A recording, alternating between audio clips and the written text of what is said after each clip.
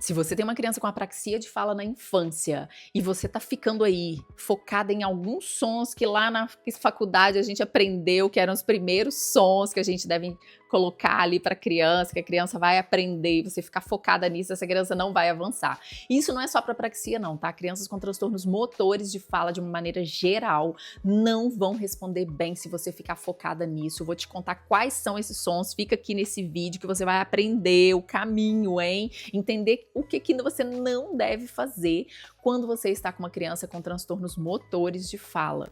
Eu sou a Letícia, sou fonoaudióloga, sou especialista em linguagem infantil e autora do método Multigestos Letícia. Hoje eu tô aqui para te contar nesse vídeo sobre como que a gente pode trazer melhores estratégias para crianças com transtornos motores de fala. E principalmente quero contar para você por onde que você não deve começar e ficar focada nisso, porque a criança não vai avançar. Aqui nessa página você sempre encontra conteúdo relacionados a transtornos de fala, crianças com dificuldades de fala.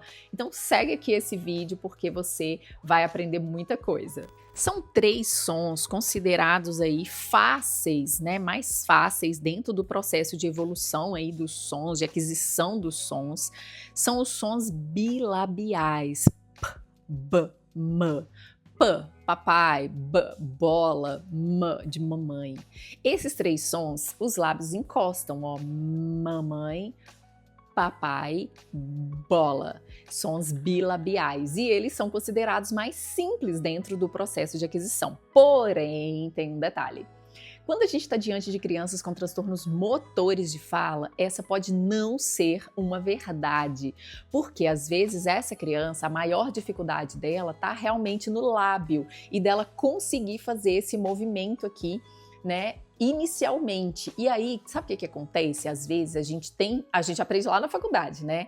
Que esses são sons iniciais que a criança adquire primeiro. E aí eu vejo muito fono que fica focado nesses sons e aí a criança não avança. Então a gente precisa olhar para essa criança e entender quais são as dificuldades dessa criança e principalmente entender a estimulabilidade dela para os sons. Então a gente não adianta ficar focada ali tentando instalar fonemas.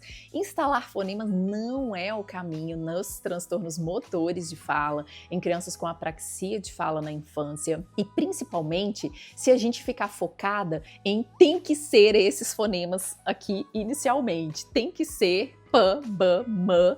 Se a criança não fala isso, eu não passo para frente. Gente, eu já tive relato de fono lá me contando no direct que ela estava há mais de 6 meses tentando ensinar a criança a fazer o som do p e essa criança não estava evoluindo e ela estava tentando fazer essa criança fazer pá, pé, pi, pó, pu e essa criança não conseguia e não avançava e ela focada nisso. Então, gente, presta atenção. São sons que podem ser mais fáceis para algumas crianças, mas para outras pode ser bem mais difícil. Então, o ideal é a gente entender quais sons essa criança já tem presentes ali no repertório e partir desses sons para criar novas palavras.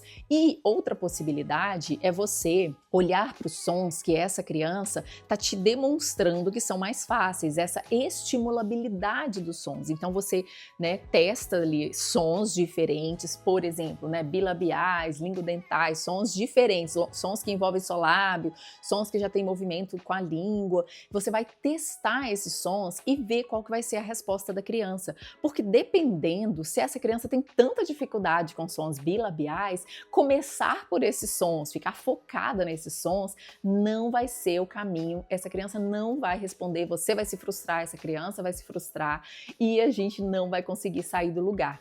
Então, pensar no movimento. Então, olha só, quando a gente está aqui, né, pensando nesses movimentos aqui, todos eles, ó, é um movimento que demanda realmente um fechamento da boca para essa criança, né, conseguir falar. E às vezes o fechar essa boca, fazer esse movimento, seja do m, p, b, pode ser algo realmente muito desafiador para essa criança. A gente tem que pensar nesse controle motor de fala como um todo. Não adianta a gente pensar em fonema.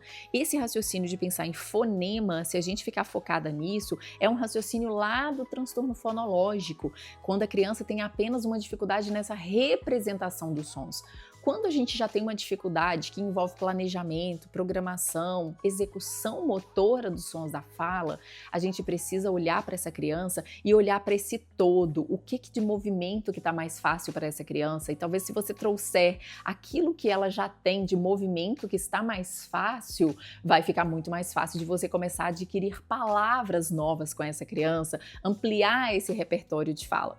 Então, por favor, gente, não tenha isso na cabeça de que tem que começar com p, b, m.